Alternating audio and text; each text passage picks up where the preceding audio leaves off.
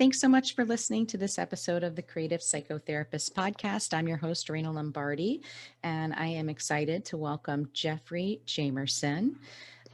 He has his PhD and over 20 years of experience in the public sector. He has served at-risk youth in various capacities, most recently as the Vice President of Programs and Services at Aviva Family and Children's Services in Los Angeles. And he is hoping to create a shift in how therapy is conducted with foster children. He's integrated narrative and expressive arts modalities with digital media art, which he calls Expressive Remix Therapy. Welcome, Dr. Jamerson. Thanks so much for being here. Thank you. Thank you, Raina. It's a pleasure to be here, and I'm looking forward to just talking about my story and the work that we're doing in LA. So thank you. Yeah, no, it's exciting. So let's start a little bit about what made you choose to go into using digital art media. I think traditionally a lot of expressive therapists are, more you don't see that as much as kind of traditional fine art media. What made you go into the realm of digital? I think it was a combination of a few different kind of crossroad transactions in my life. So if you don't mind, I'll kind of go back in the day and start. Yeah. Yeah. Start. I grew up. I'm the first year of Gen X. So I grew up in the 60s and 70s, and that was a great time to grow up. And most Gen Xers kind of know this. Like, we were the first latchkey kids. Like, to be honest, in a way, that the pandemic. I think we're coping through the pandemic as Generation Xers like a little different than other generations, because we knew how to fend for ourselves when we grew up. We, as I said, we were latchkey kids. We learned how to cook, and we learned how to be creative and use our imagination and play and express, right? And so I grew up that way, just a natural artist. My dad was an artist. He has a PhD in education, but he also was an artist on the side. So I was enriched and engulfed in art.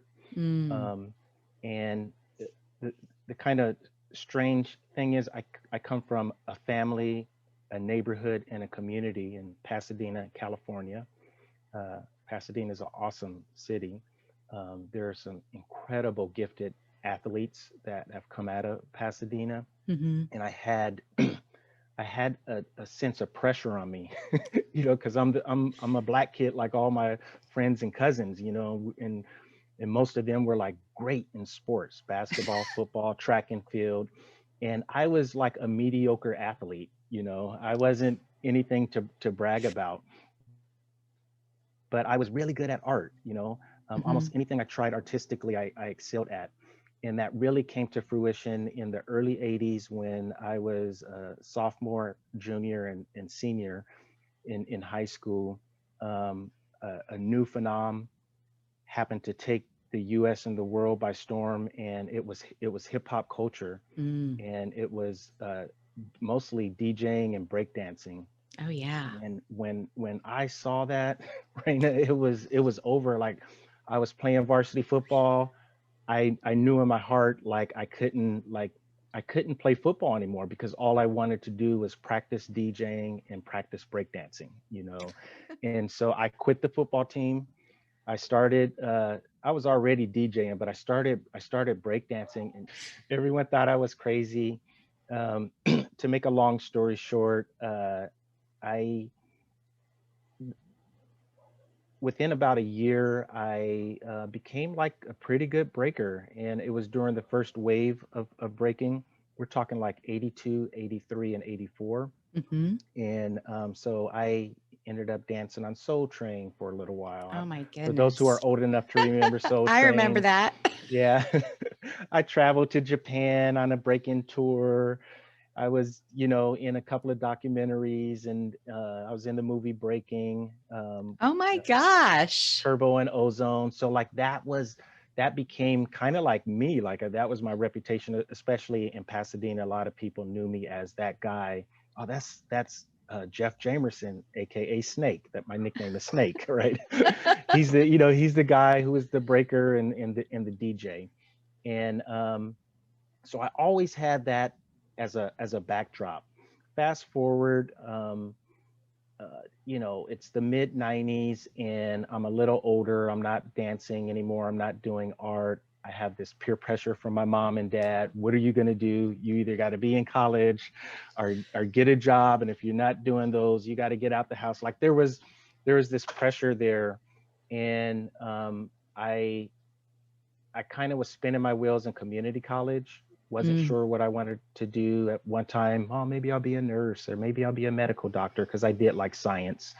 Um, Turns out I had an aunt who was a social worker, and she told me, "Hey, I have a friend who owns a series or a number of group homes, which are mm-hmm. basically congregate care, kind of like group care for kids who are wards of the court." And she goes, they're looking for staff, and you don't have to have a whole lot of qualifications. You just have to know basic caretaking qualities. I go, where do I go fill out an application? Because I needed a job really bad. And I did. I filled out the application. I worked in this 6-bed group home. There were 6 adolescent boys that lived there, and it was life changing. Even though at the Mm, time, I think I was in my late 20s and they were like 16, 17 years old. It changed me because I was able to kind of just connect with them mm-hmm. and just, I don't know, just kind of show them certain things that I had learned in my life until that point. And from there, my career in child welfare took off.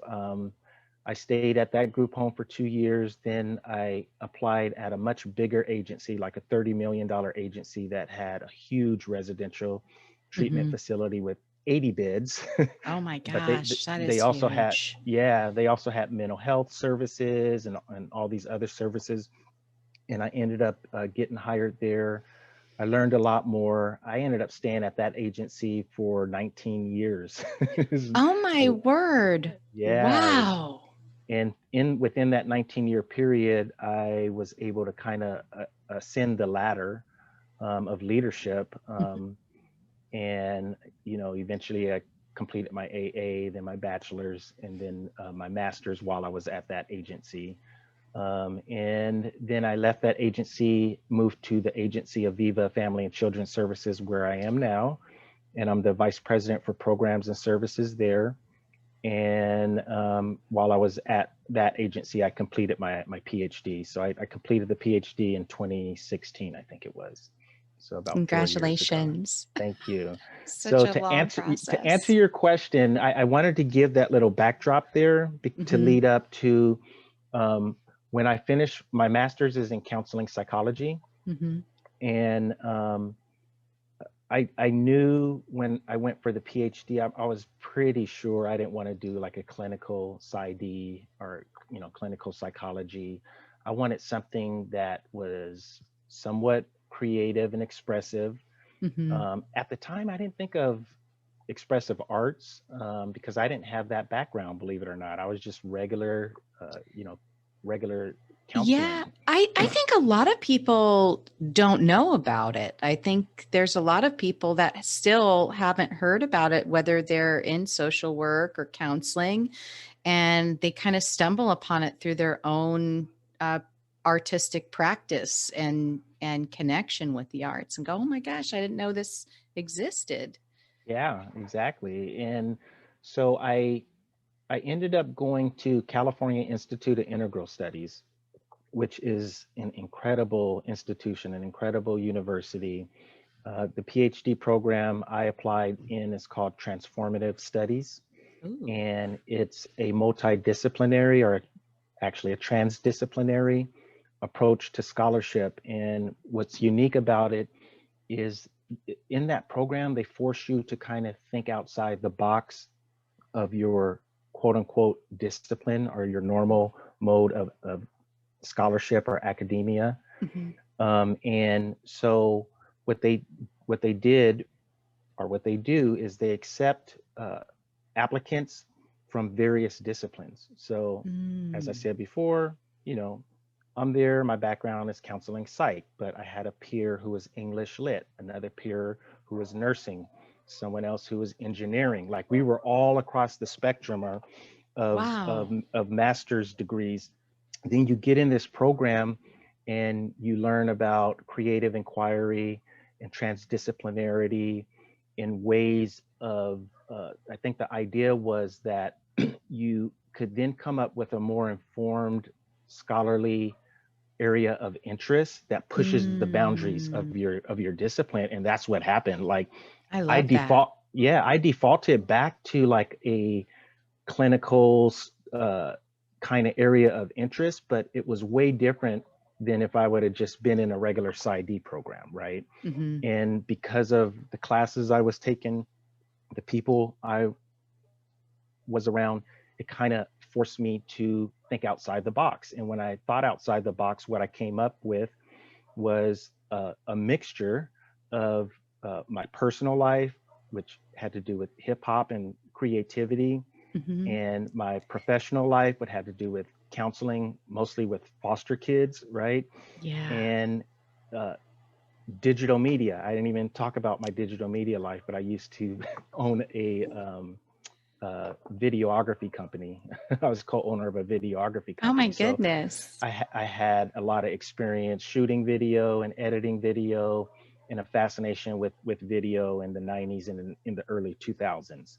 And so I kind of mashed all those together under the umbrella term remix under, you know, the remix is awesome because remix is very similar to reframe or reauthor or Hmm. revision or revise, right? It's cut from the same cloth, but I love it because it's situated within the whole idea and world of hip hop culture. If I could just Mm. tell you in the audience quickly about the first known Yes. DJ to have pretty much invented hip hop music as we know it today was a gentleman by the name of DJ Kool Herc, and Mm. he's actually from Jamaica, but he moved to the South Bronx, New York, at some point, probably I think in the '60s. But by the time the early and mid '70s came up, this dude was an avant-garde. Like he envisioned a way to to play music with his two turntables and a mixer that no one else had seen before.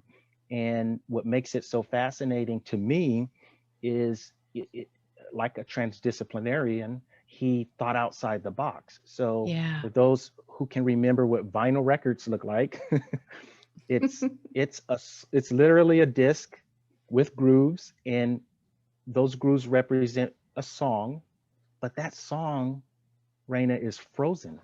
It's frozen in wax. It's frozen in vinyl, immutable. But Hmm. guess what? DJ Kool Herc said, why does the song have to stay frozen? Let's Hmm. liberate the song. How do I do that? Right? So, oh, if I had two turntables instead of one, if I had a mixer, and then if I took a certain part of the song, which is the breakbeat, and I extended it, I could do this or this, and you use the mixer, and next thing you know, this dude in vivo live at a party, right, is able to extend breakbeats, and people went crazy. You know, it was Hmm. like the new craze. That was the beginning of hip hop culture, because from that, from the music, from DJ Kool Herc came uh, uh, b-boys and b-girls, right? Which Hmm. were these these people who would uh, break dance, basically, right? I don't think they called themselves break dancers back then. That was more of a kind of a media made up word that Mm. came later. But they were break boys and break girls, right? Because they would jam, they would get down during the Mm. breaks that the DJs would extend, and everyone else would go crazy because back, if you remember back in the 70s, the best part of all the soul and funk and disco songs was always the breakdown. And it's where you kind of strip out the piano, right? You strip out the horns and you get right down to the bare basics of that kind of primal thing that makes people jam. And it's the drums and the bass. Yes. It's the drums and the That bass and rhythm. people, that rhythm that comes from indigenous cultures all over the world. And Kool Herc was like a shaman or what have you. You know, he's playing a drum but with turntables. So I'm telling that story because the whole idea of mixing or remixing as a metaphor is important because it's breaking outside the box of whatever you think is frozen. And so once I was at CIISR, I realized like, oh yeah, this is going to be called remix therapy. I later changed it to expressive remix therapy. But the whole idea, and then I had this fascination with narrative therapy, right? And I'm sure It a lot goes of the audience, together. it goes together because narrative therapy is about reauthoring your narrative. And what fascinated me about narrative therapy, you're not your story is your story, right? So in a way, what we do is we convolute the story with ourself, okay? And are the story as ourself. And the story isn't self.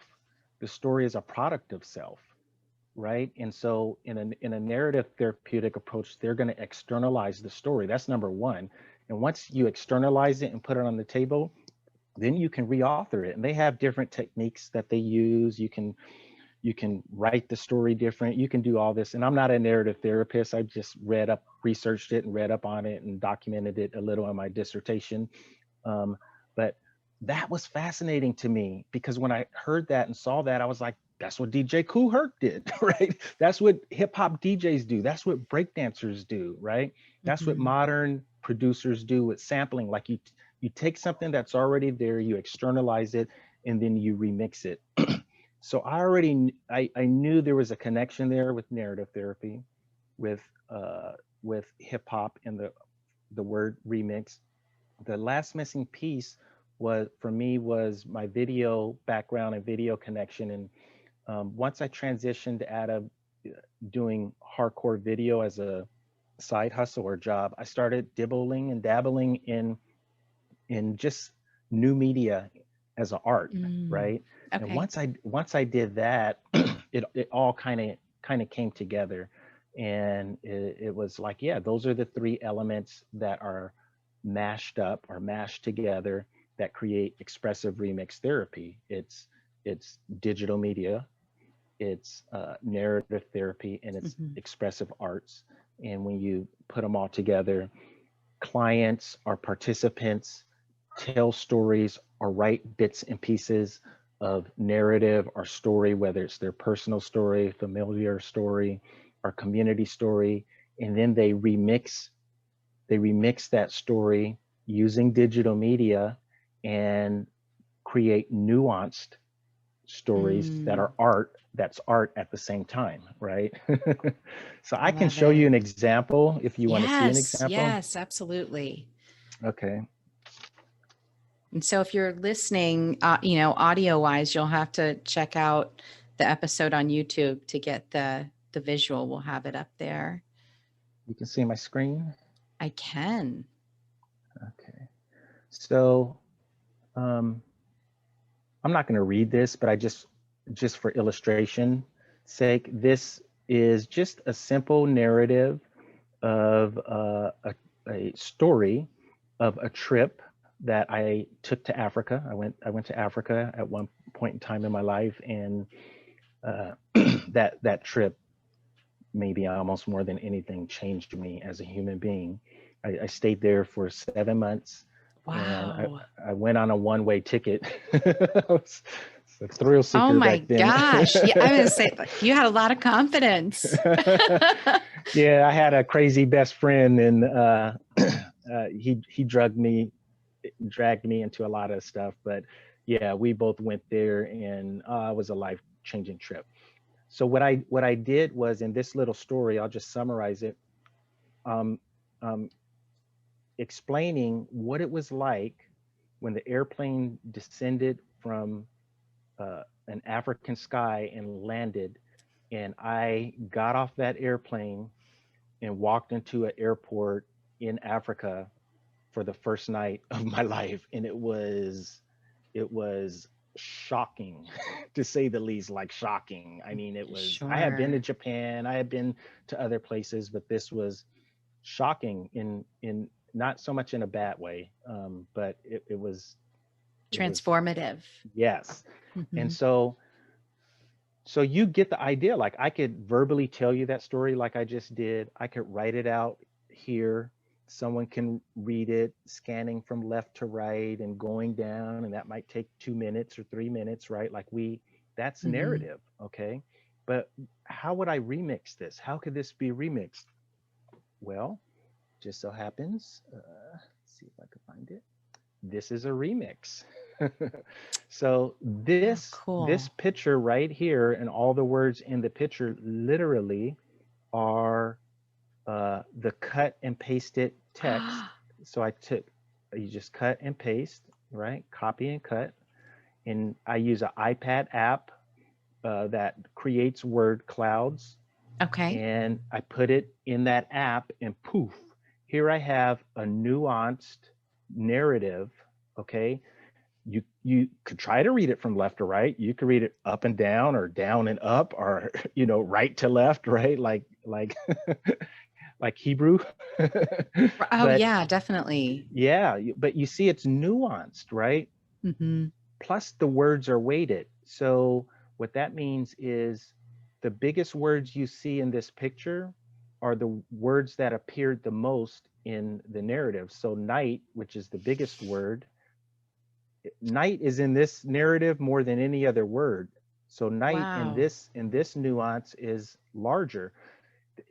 And this is art. Like, you could print this Sure. out, you could put it, and I show this in my workshops. Like, I have different ways that you could put this out, and it just creates a nuanced way of um, you know story of a story.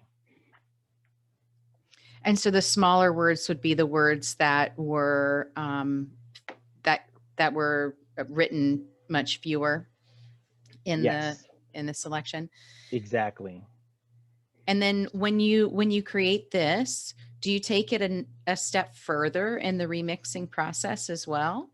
Yes, absolutely. So early on, what I was doing was single level, kind of nuanced narrative, and then I realized, like, oh, dude, this thing could become a rabbit's hole. Like, I could take this image and remix it again to create some other form of a nuanced narrative. um, I don't have it here, but I could probably find it. But in my dissertation, I have actually examples of all of this with hyperlinks. So my dissertation has a Mm. lot of hyperlinks that have examples. I could probably find it right here real quick.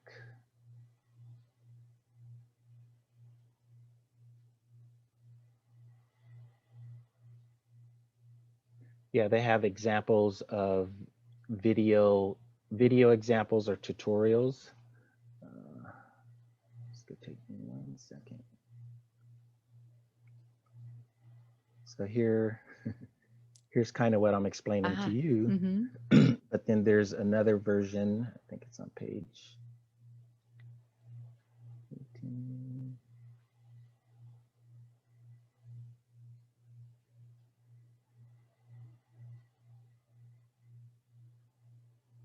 I thought it was 19. Here it is. It was so small.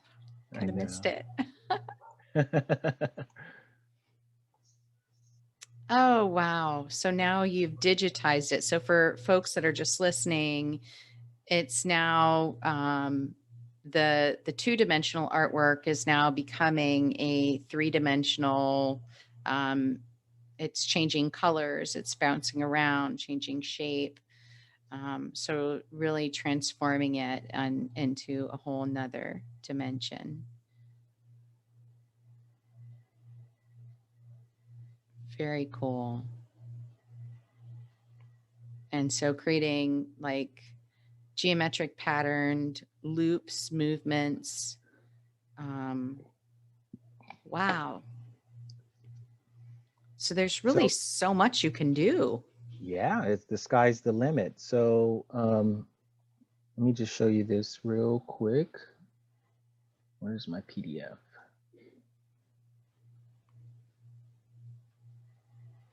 Just so I can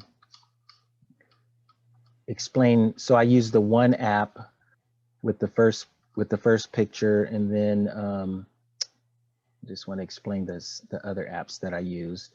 And So the that's a first, word cloud app, right?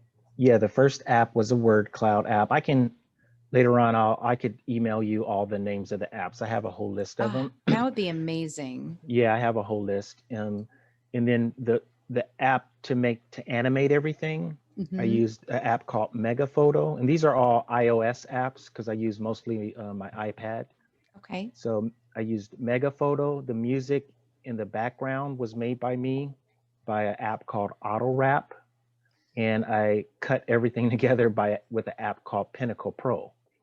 So something like this, something like this, believe it or not, could be done. I mean, the word cloud could be done in 1 or 2 sessions. Like if a therapist wanted to have a client create you know, some kind of narrative, and then remix it, they could just do the simple word cloud, and then from there they could print it out on canvas or print it out on some kind Hmm. of, you could print it out on regular paper and laminate it. They could frame it, Sure. the client could hang it on their wall, um, or just have it as a screensaver on their phone or their Mm. device or something like that, as a prompt or a reminder of their nuanced story.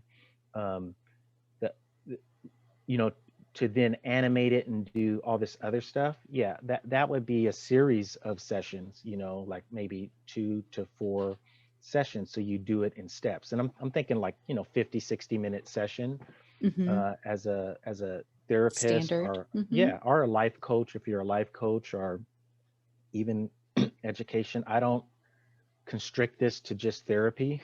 Hmm. Right? So whatever your modality is, and your background and your training, like you can use elements of expressive remix. You know, even if you're in education, you can use this, and you Yes. just kind of customize it to what you do. I even tell all my participants when I teach classes, I'm like, remix my remix.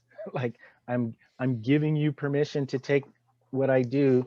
And believe me, like my dad and some of my cousins, when they saw my research, they're like, you need to patent this and get paid. I'm like, no, that's not in the, for me, that's not in the true spirit of hip hop. You know, Mm. like it's, you know, it's about sharing is caring. Like it's open source, man. This is open Hmm. source, like open source code, like Bitcoin. Like here it is. Here's the code. Take it and run with it. You know. Hmm. So if you could do something different and better, more power to you. It's all good. You know. I don't I mind love getting up. the interplay with like all of these intermodal approaches Hmm. through the digital realm, right? Usually, when I think of intermodal expressive arts therapy, it's like, you know, somebody's physically there in the room making a beat on the drum, and then they're interpreting it into a movement. And then maybe they're writing about the experience of the drumming and the movement. But here you're kind of combining it all in the digital landscape. So you're still getting all those aspects with the music, with the writing, with the visual art piece as well. And what I saw was that you were making the image itself dance. Yeah. It had captured that movement. So it's just a different way of thinking about how we can work with people, and especially I think with teens and adolescents who are this generation who grew up on these devices. I know my like I look over at my nieces and I'm like, what are you doing with your phone? Like, how are your fingers moving that fast? They're like, it comes so naturally to them that this would be such a beautiful way of engaging those kids. Absolutely. As part of my research, when I did my case study, I worked with transitional age youth who all were former foster youth. Uh, they were all between 18, I think, and 25, but they all grew up in foster care and had emancipated out of the foster care system. But I knew them, they all agreed to be a part of like my case study. And I mean, you're right, you're hitting the nail on the head. Like I learned things from them, so I Mm, had this idea like, oh, this is how you do a word cloud, or this is how you animate it. And then as I'm showing them, and as they're going through the process, 10 minutes later, like, hey, Mr. Jamerson, did you know it would do this? And I'm like, what? And then they're showing, I'm like, whoa, I didn't know it could do that, like, that's cool. So they were unlocking and unearthing different potentialities, also, and they were totally engaged. And for that population, I got some good feedback. They told me this was a lot different from any other, and I put it in air quotes because it wasn't strict therapy, but these are kids who have had lifelong therapy sessions oh and my gosh. been Yeah. diagnosed over and over, and had to tell their stories over and over to different Mhm. professionals, depending on what group home they were in or what foster home they were in. And now I have a different foster parent and a different staff and a different social worker, and it's always the same question, and it's Mhm. always the same story that's opening up wounds Mm, every single time. And in many ways that story becomes, talk about narrative, documented in charts that are this thick. And yeah, in a way, this is like, that's not you. Back to narrative right. therapy, right? That chart isn't you. So let's take, I know you've told this story 1,000 times. How do we remix that? How do we change that story and then create art at the same time? And they got something out of that, and they told me, especially with the rap. I didn't even show you the auto rap, but the auto rap is awesome because you don't even have to know how to rap. It's a app that has an algorithm. You could talk into it, right? And it Oh, will wow. transform it into this kind of rap. And yeah, so I could talk about this forever, but it looks like you might have a question. But yeah, it was just a really enriching thing to see their faces light up when they took a story or took a piece of a story and then transformed it into a rap or into a dancing image or what have you. Mm. I When you were kind of talking about that, about how these kids, and now young adults had really grown up in the system and had to tell that story over and over again, it made me start to think a little bit about how, just how our brain works, and how when we repeat the same story over and over again, we start to internalize that as a belief. We construct meaning around that becomes almost automatic, and how It important does. it is for them to have the opportunity to rewrite their story and change the outcome of what they want their life to be, and the meaning of life for them, that it is different from that, it's deconstructed from that, it's still there, that's still part of their lived experience, but it doesn't have to be the defining feature. Or Abs- I mean, you're spot on. That is the ultimate remix, right? So one of the latest kind of strategies or techniques I created, and I'm gonna show this in the coming up at the therapy summit in Actually, I do my presentation on Saturday, May 1st. Okay. Yeah, it's something I just created it. I've shown it to 2 cohorts so far. So this cohort will be the first for Therapy Summit, but I call it the Self Oracle cards. I, I Ooh. can't I can't display it right now, but I could explain it in a very simple way. But it is so powerful, Raina. Oh, I want to know more about it. So basically and I would love to do it with you at some point, right? Yeah. Where the participant uh, gathers uh, pieces of pictured art that evokes some kind of meaning to them, Mm-hmm. right? Maybe it's a picture of, I don't know if you've ever seen those stone, how people stack the stones up and create Oh, like yeah. a little mind. Maybe it's a snapshot of that. Maybe it's a full moon. Maybe it's a sunset. Maybe it's a sunflower. Maybe whatever the image or the picture is, you pick a certain number. So for me, I picked the number 23 just because I'm fond of the number 5. And so I pick 23 images.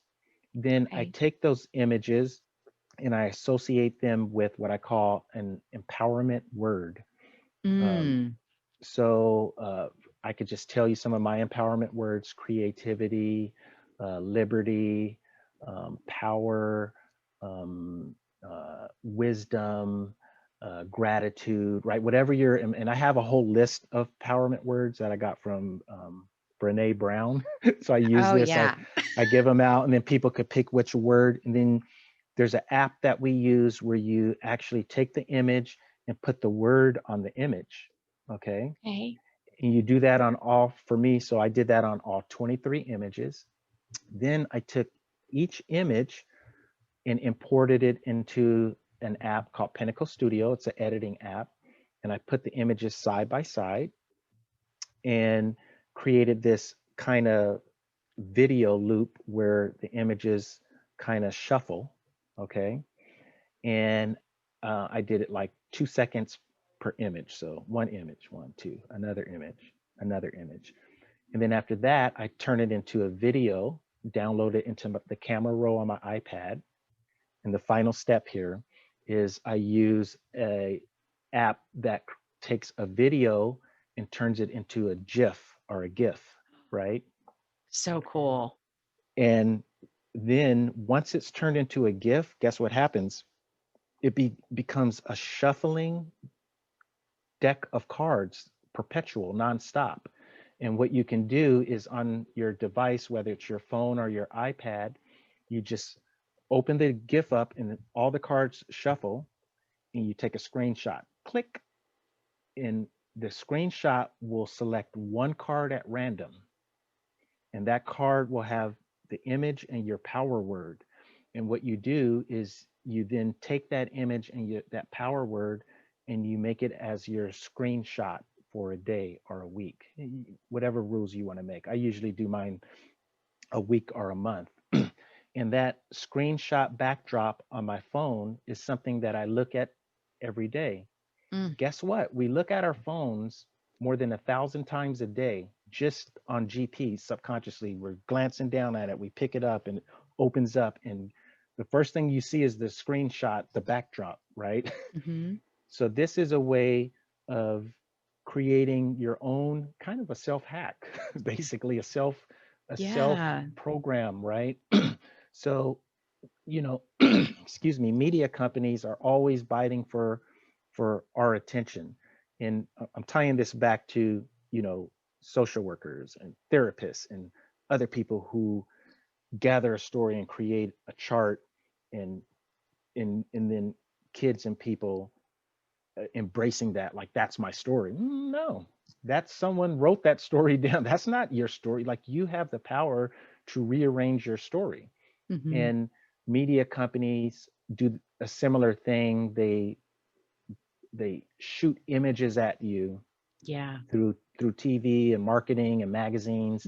And yeah, so this is just a way of you doing that to yourself, like your self oracle, self hacking. You're taking Hmm. ownership of programming or reprogramming your own subconscious mind I creatively. love that. I Yeah, love that. creative. Yeah, And so that's the focus of the session that you're going to be teaching at the LA Summit. that's going to be just one Just intervention, one. just Oh, one. We're going to do the oh, animated mask. I didn't even talk about that. We're going to probably do some work with superheroes. I have this thing where we create superheroes, and then you can create narratives around the superheroes. We'll probably do the self oracle cards. I have a new thing that I do also with augmented reality, ooh. which is very powerful also. So it's different than virtual reality. Yeah. Can you explain the difference for those of us that may not understand the difference between augmented and um Sure. Augmented reality is so virtual reality is, you know, how you could put a face set on and you peer into like the goggles, I guess would right, be the face their set. Oculus machine? Yeah, the Oculus, exactly. And when you look through those goggles, like you're in a whole virtual world. Mhm.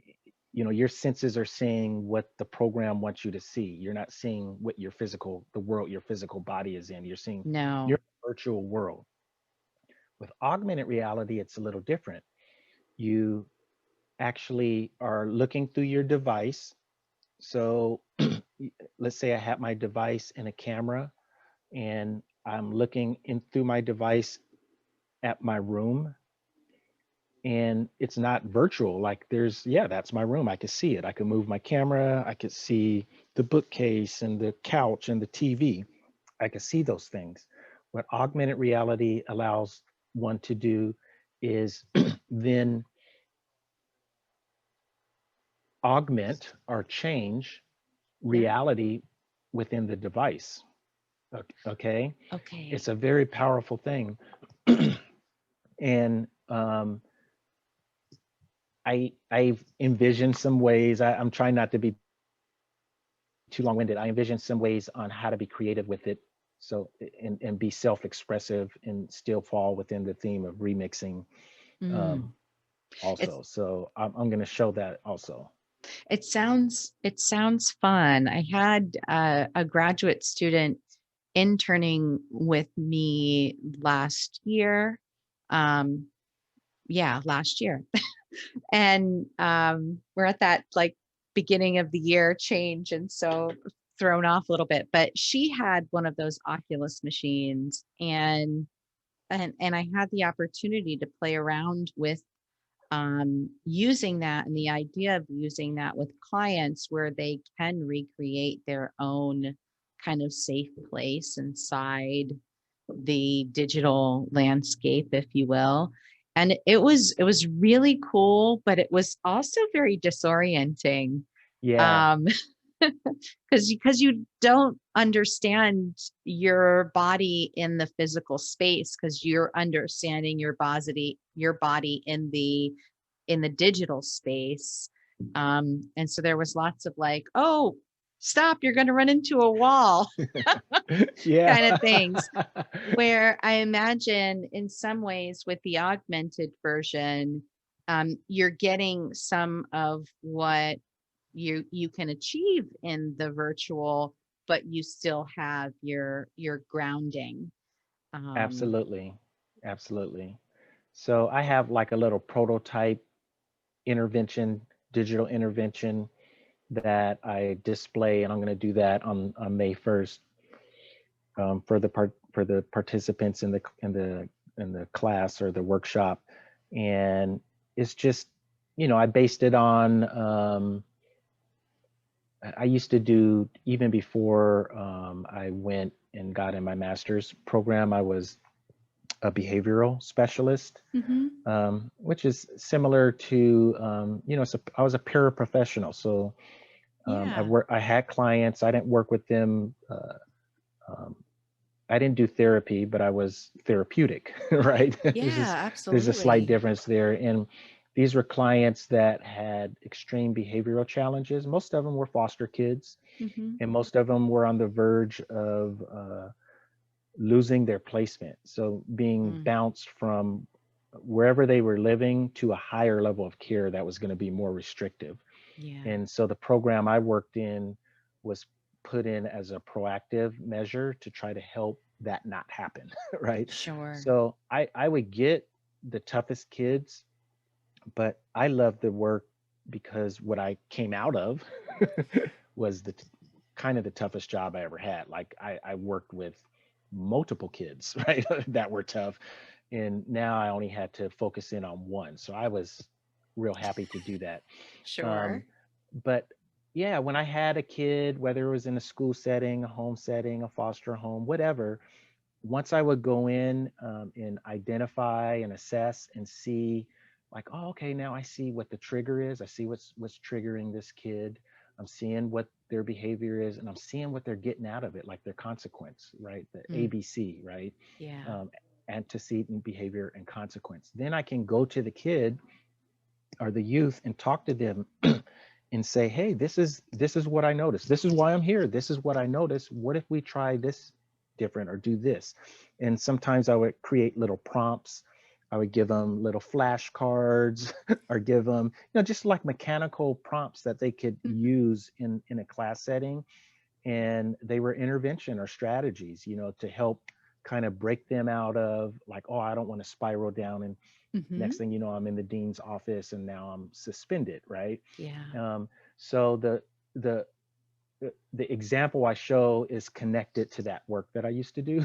Oh, So cool. it's an augmented reality example connected to like if you had a youth in school and they always get kicked out of class because they get in trouble. Here's something they could do if they had a smartphone. Mm, And it's like an augmented sh- reality intervention, very and so cool. yeah, I'm going to show that.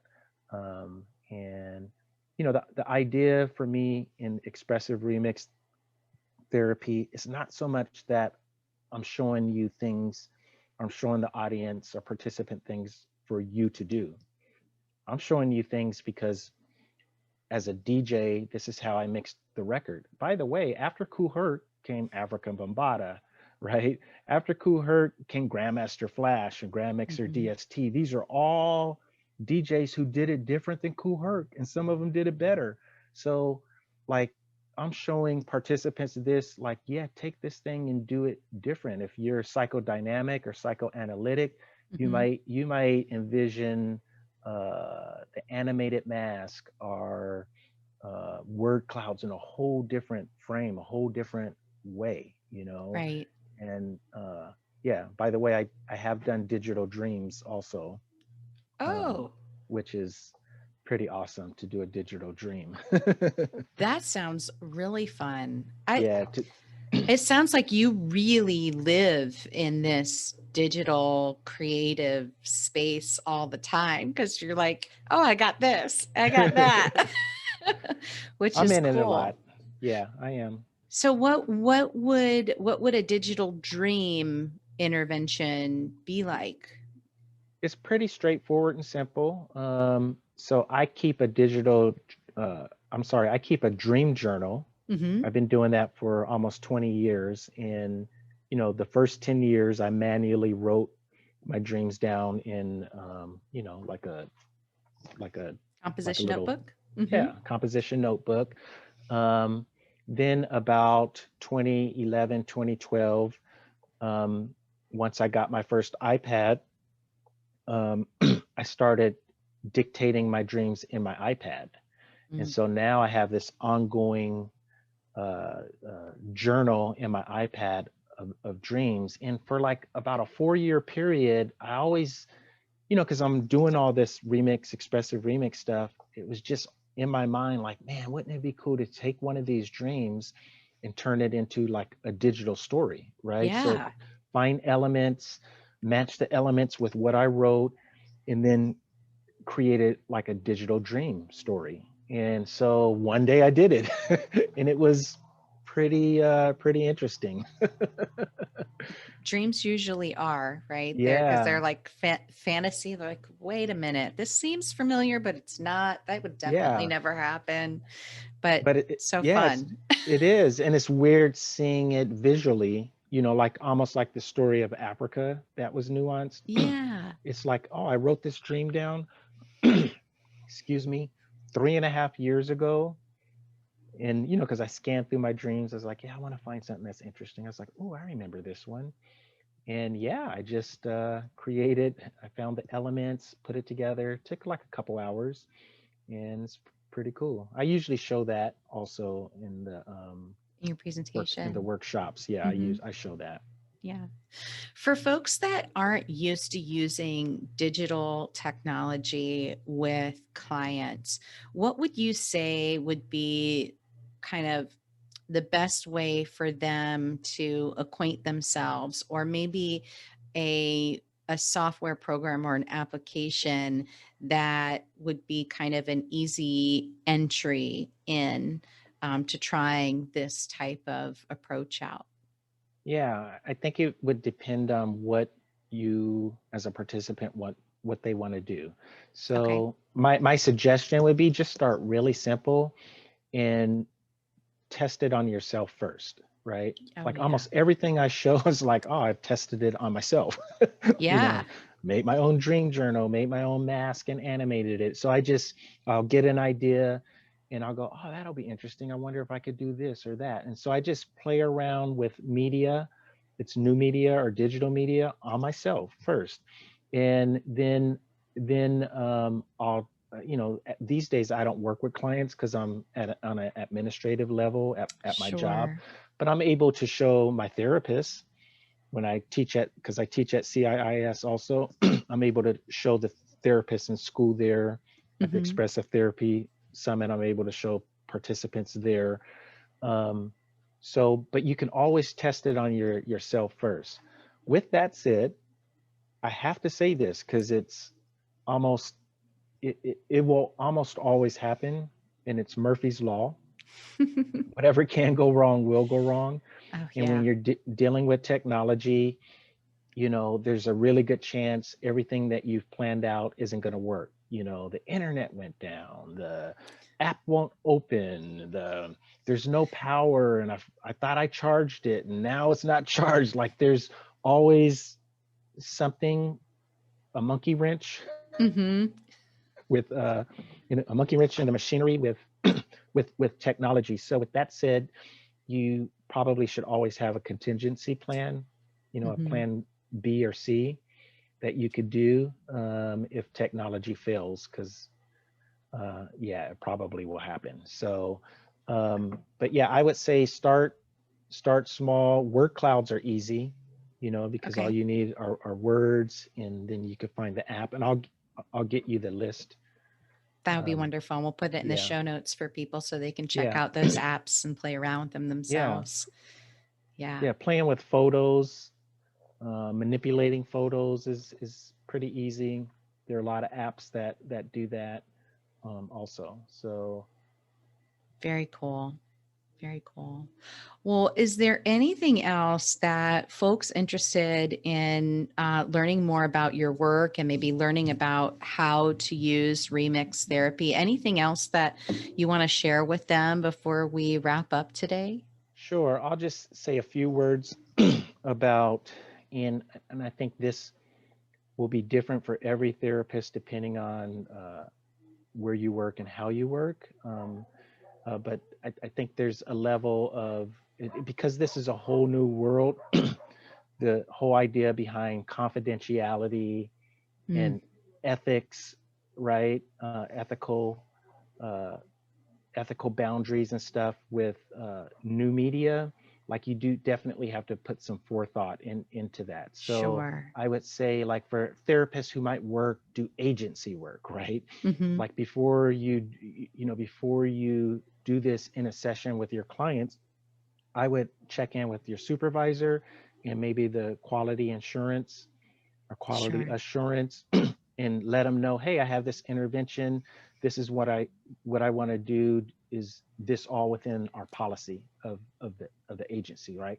Hmm. Like I know a lot of agencies and a lot of people had to do this when during COVID-19, we switched Oh, a lot of yes. services to using Zoom. So we had to look at, what are the rules and the boundaries, and am I violating HIPAA? And like we had to look at those things, right? And really make sure. Absolutely. And so it's the same thing with new media when you're using it as an artistic modality. Like I can't tell you what to do, but you want to just do your due diligence and check in with those around you just to make sure that you're dotting your I's and crossing your T's, right? No, So I that think, makes sense. yeah, Hmm. yeah. For sure. Uh, so Especially if they're like using their own photographs and things like that, which absolutely, I'm sure a lot of kids would want yeah, to, right? Like yeah, I yes, want to use my own exactly, face. I yes. So, yeah, so you wanna explore all of that before you go down that rabbit hole, and then even on devices, like you want to be mindful, like, oh, am I capturing my client on my device and having them manipulate photos and narrative? Now I have their information, clinical information on my device. Is it safely secure and blah, blah, blah, Right. compared to they're doing it on their device, right? But I have a release form, or I have an explanation form. Maybe the caregiver signed it, or you Right. see where I'm going, right? And this is if you're working with kids or youth. Oh With yeah, adults, absolutely. it's a little different, but you still want to do the same thing. So yeah, those are just considerations, things to think about. Yeah, I appreciate you sharing that. Sometimes we can get so excited that we might forget, like, oh, it's so excited. I know the right person. They'll just love this. Yeah, And we might jump the gun. So it's always a good reminder. Like make sure you have all your consents signed and yeah, everything is on the up and up.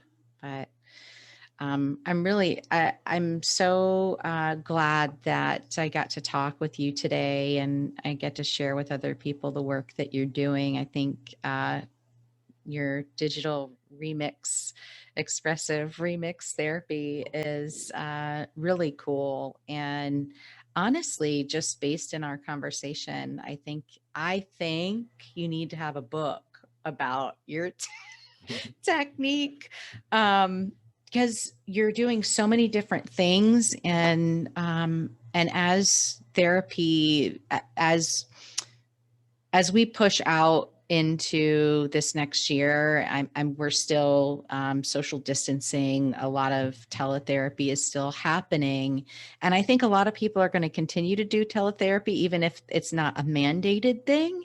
yeah, But these interventions they're like they can become seamless within the process, and um, it seem a lot more accessible in some ways using the telehealth model than say like traditional media even. yeah, Yeah. yeah. That's really, I take those words to heart. So thank you.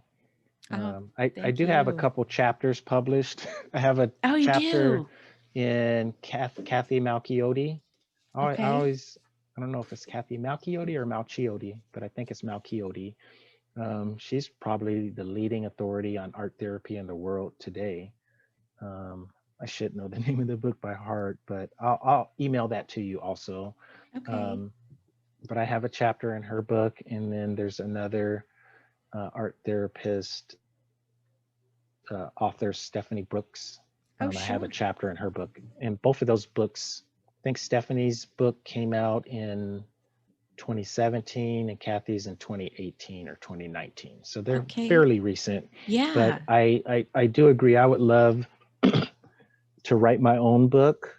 I have Hmm. that down on my bucket list You amongst a can bunch bring of other things. like all of the different historical aspects of Yeah. how all these things, come together. Be so interesting. Yes. Yes. Yeah. So please do send me that, and I will put those links to those books in the show notes as well. Awesome. And if you've been listening, Dr. Jamerson referenced the animated masks a couple of times, and he has a YouTube video of that intervention, and I'll put the link to that YouTube video in the show notes as well, so folks can kind of check that out. It's really cool.